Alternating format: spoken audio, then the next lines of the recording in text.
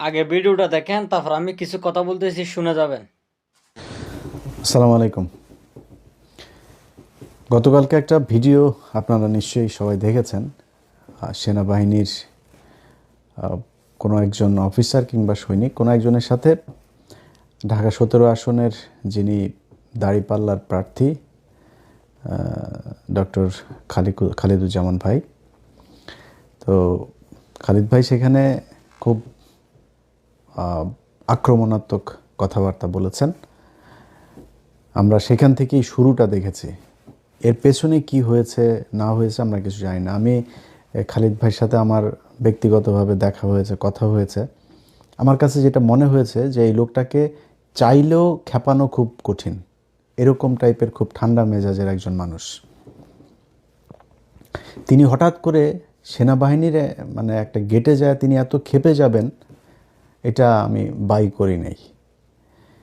এইখানে এটার পেছনে আরও অনেক কিছু আছে, কিন্তু প্রশ্নটা বা বিতর্কটা ওইটা নিয়ে না, যে উনি কতটুকু রেগেছেন, সেনাবাহিনীর অফিসার কতটুকু রেগেছেন, ওইটা না।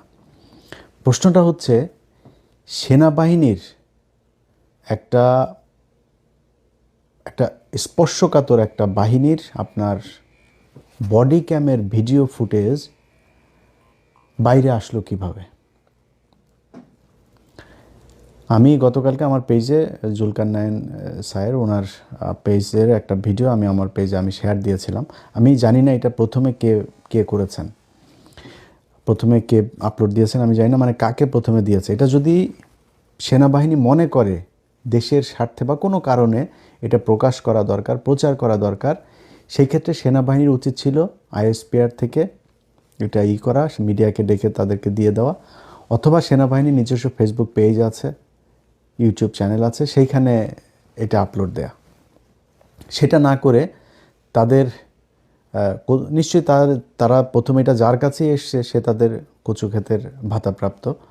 তো এই কচুক্ষেতের ভাতাপ্রাপ্ত মুক্তিযোদ্ধা যারা আছেন তাদেরকে তারা দিয়েছেন। এই জিনিসটা একটা খুব রহস্যজনক এবং খুবই